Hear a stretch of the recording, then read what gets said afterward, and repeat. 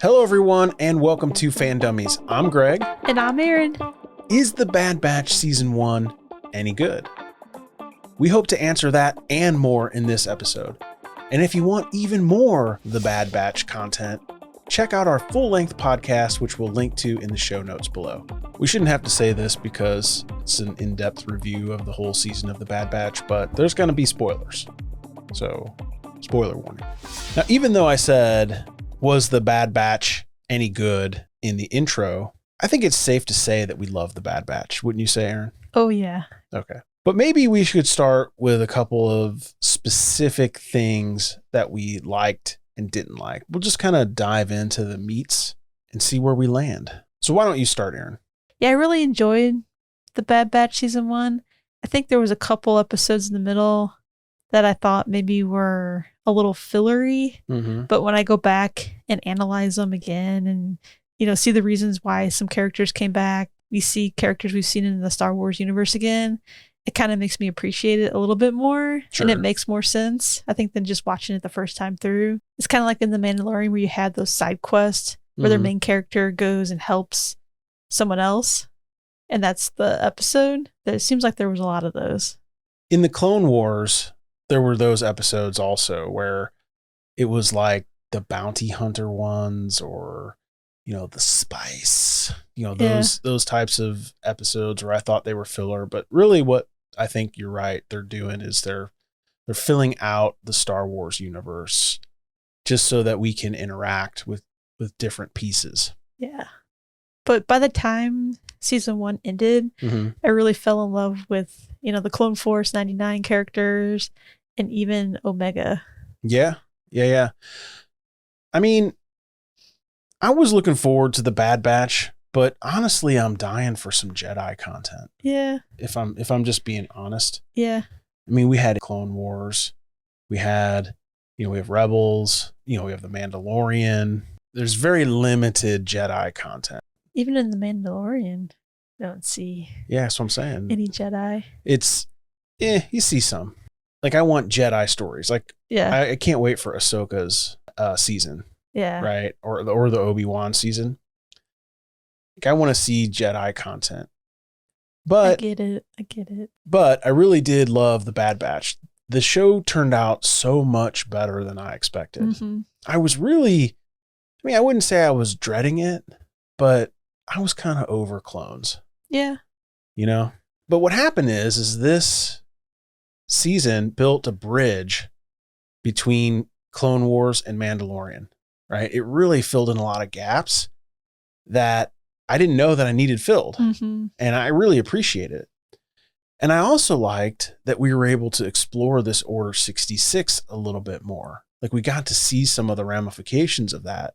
It isn't exactly how I pictured it. Yeah, Order 66, it didn't make all the clones not be able to make their own decisions or be evil or bad. And we see that with Captain Hauser, the fan favorite, because he's still good and he's still able to make his own opinions. The family that he's protecting is Hera's family, and they're able to escape. Yeah, I know all the sites online are saying Order 66 makes the clones mindless, but I never really thought it was that, honestly. I thought it basically just told them to kill the Jedi. It was just a moment in time. Mm-hmm. But I've seen other speculation maybe that Order 66 weakens over time. Yeah, I saw that too. I think of it from the clones' perspective, right? I think from their perspective, they won the war. The Republic really still is the Empire, and the Empire is the Republic. The Separatists are gone. The droid army's gone. They won. So why would they ultimately think Emperor Palpatine is bad all of a sudden? Yeah. They've been fighting this whole time. They win. And now all of a sudden they're mad at Emperor Palpatine. That's all politics. Like how the Senate happens. Like, these are soldiers. Like, they're basically like, no more killing droids. No more getting killed by droids. Everything's A-okay. And I think the fact that Hauser didn't want to go along with the Empire is because he witnessed them doing bad things on Ryloth. Right? So I kind of agree with you that maybe the clones were always able to make their own decisions. Mm-hmm. And that's kind of what I thought too. I think a lot of these online sites are just wrong. I don't think it makes them mindless. I don't think that it dissipates over time. I think Order 66 essentially pulled the trigger on the Jedi. Mm-hmm. And then, it made the Jedi the enemy. And that's essentially all it did. They convinced the clones that the Jedi tried to kill the Emperor. They were planning a coup. Mm-hmm. And that's essentially what happened. That's what I think anyway. I mean, one thing about Star Wars that is fun is that you can have all these theories and just kind of wait and see what comes out. Yeah. And what is true Mm-hmm. or what isn't true. Yeah, that is a good point, though. Do they have the free will to think on their own, or was it just kill the Jedi and that's it? Yeah, it was once Order 66 was executed, no pun intended. Is it over? Mm-hmm. Is that it? Mm-hmm. Right? I mean, it seems like a very small chip in their head to be able to mind control millions of clones, But speaking of clones, we have a new clone in this series. Uh-huh. Omega. What did you think of the introduction of Omega? I thought it was pretty neat. We found out that Omega is older than the Clone Force 99. Yeah. Yeah, they're quick grown. Uh-huh. Yeah, she just ages normally. Mm-hmm. I mean, did you even think that was going to happen? I had no clue on that until Tech revealed that she's older. Right. Interesting. Yeah, I was pretty surprised. That would also give her more life experience too. I mean, if you think about it, just because they grow up to adulthood fast, they still start learning at the same time. Yeah, true. So Omega would have accumulated more experiences and more knowledge than any of those guys. Yeah. But, they're also in the field fighting a war, so they learn all those skills. Mm-hmm.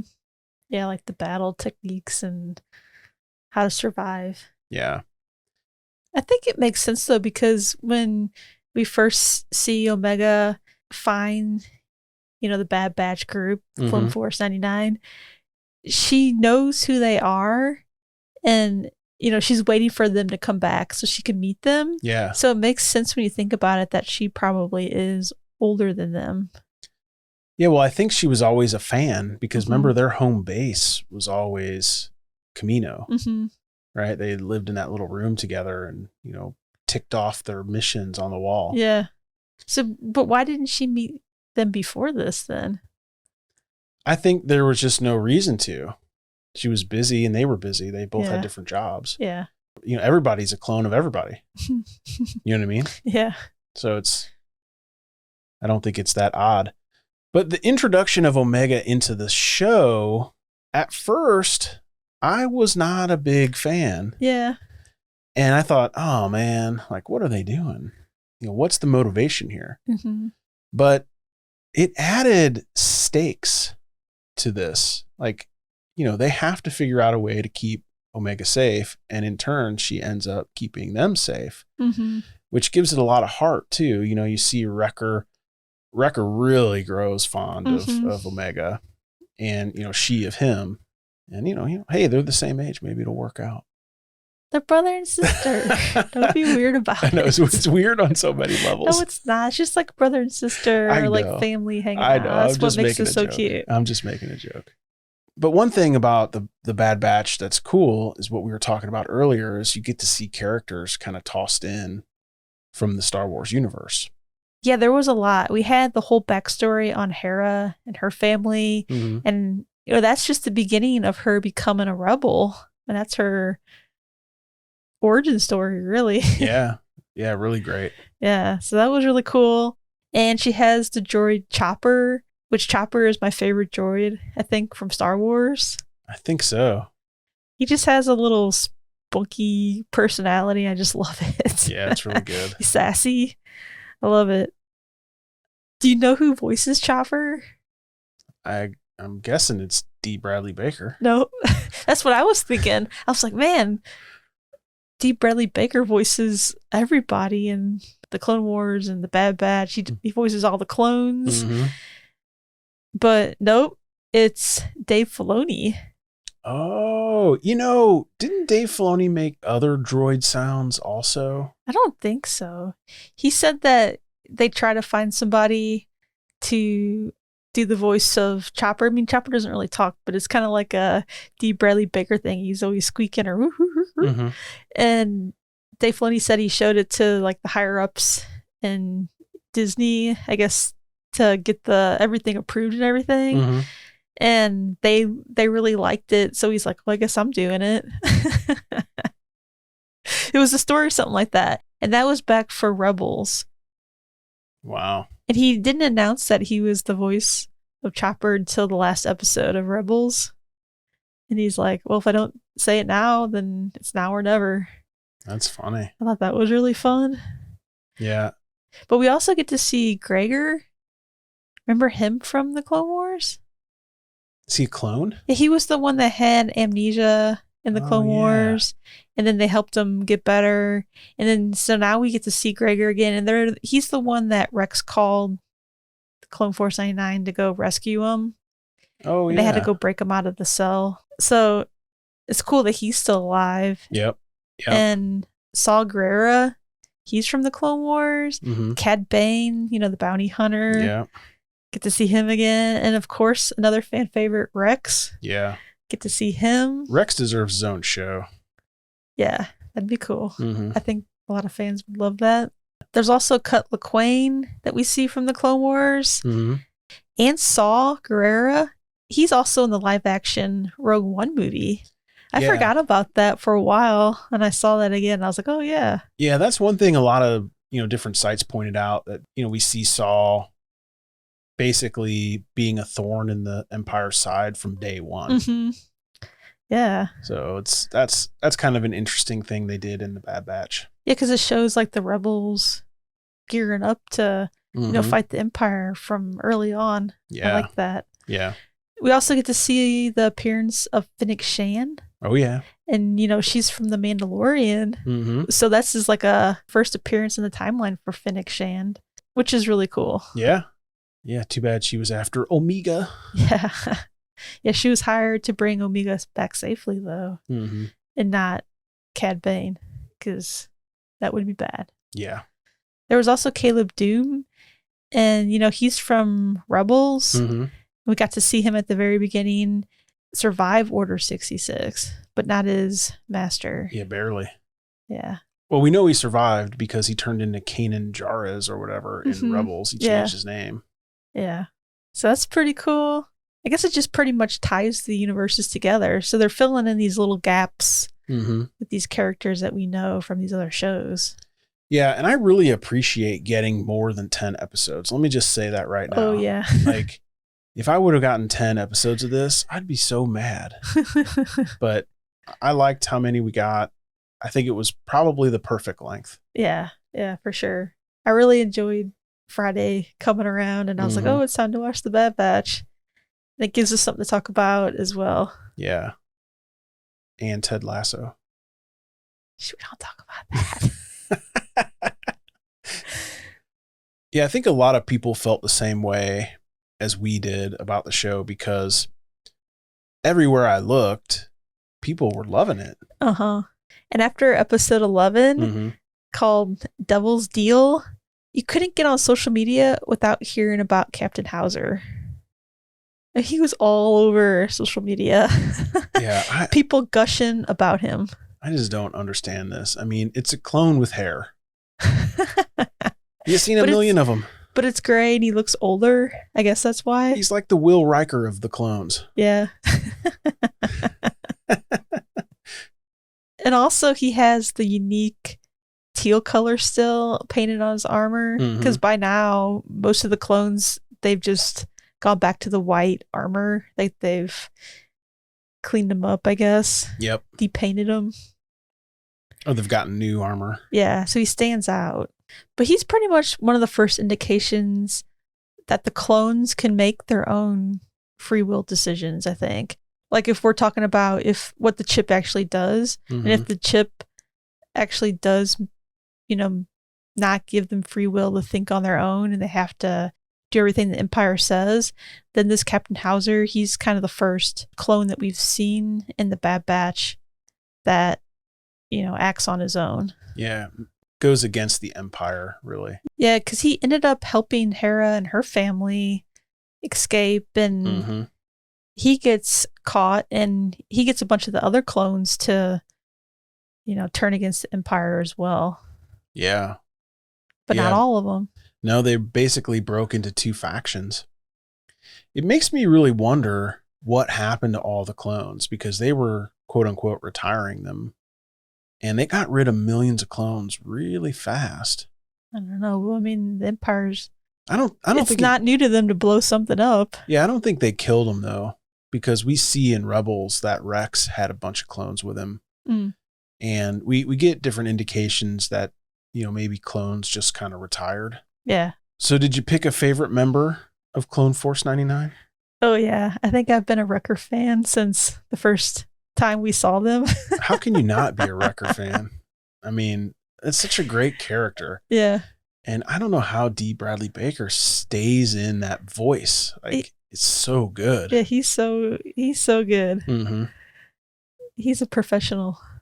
Yeah, for sure. I just love how he's always so excited about explosives and blowing stuff up. And he's so hardcore on that side. But then he also has this soft side for Omega and, working with the Clone Force 99 and his family. I just like that, he's tough, but he also has that soft side. Yeah.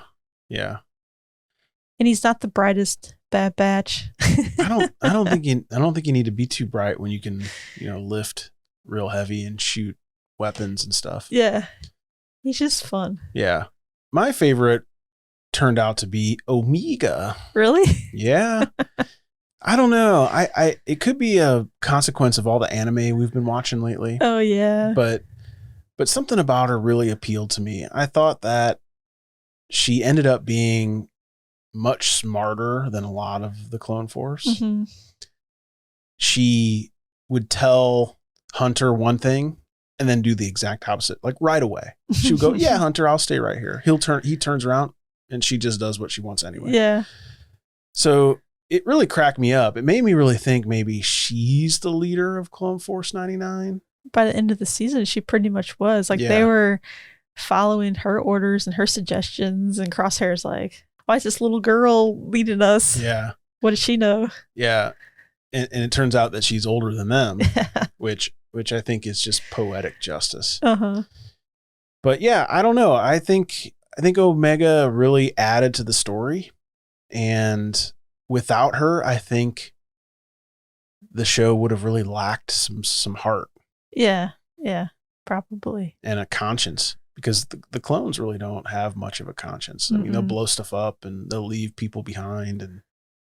Well, they pretty much don't leave their own behind, but it seems like when Hera and her family needed help, they were kind of just like, we don't really have to, we don't have to help them. Yeah. They're always reluctant to answer distress calls and all sorts of stuff. It's always Omega that's like, we have to do this. They're like, not really. I think I've watched enough sci-fi shows and movies though in my life that if you get a distress call, just don't answer it, because it's always bad news. Well, it's no different than at your house. Like, if someone rings the doorbell in the middle of the day, they're not here for any reason we need to answer it. Yeah. All right, well, let's give this thing a rating and wrap up this review. What would you rate out of 5 stars The Bad Batch Season 1? I think I would give it a solid 4. Yeah. I think it was a really solid season. Yeah. I think just for the fact that some of the episodes did seem a little fillery. That's probably one of the only reasons I would not give it a 5. I think I'm also going to give it a 4. I thought the storylines were relatively weak. They weren't the most exciting until the very, very end. Yeah, I get that too. I mean, running jobs out of the bar to me is just not super exciting. I do like that even the filler episodes had some tie-in to the greater Star Wars. Uh-huh. But there were some episodes where I was just like, that's it? Yeah. Like, now we got to wait till next week? Yeah, So- that happened a couple times at least. Yeah. So for that, I give it a 4 stars. Yeah. But that's still a pretty good rating. Yeah. Well, thanks again for watching this episode of Fan Dummies. What would you rate The Bad Batch out of 5 stars? We want to hear it in the comments below. Did we get everything right? Do you agree with what we said? Do you disagree? Let it shine in the comments. We want to hear it. If you like this video, give us a thumbs up, hit that subscribe button, or hit that bell so you don't miss anything. And as always, we talk superheroes and science fiction, movies and TV shows every single week. And we have a full-length podcast episode for The Bad Batch Season 1 that will also link in the show notes below. You can find all our information in the show notes, including our social media, where we're at FanDummies pretty much everywhere. Thanks a lot for watching. Bye-bye. Bye. We have a lot more Star Wars content, Bad Batch content, Clone Wars content, all right here. You can just give it a click. All right, thank you. Bye-bye.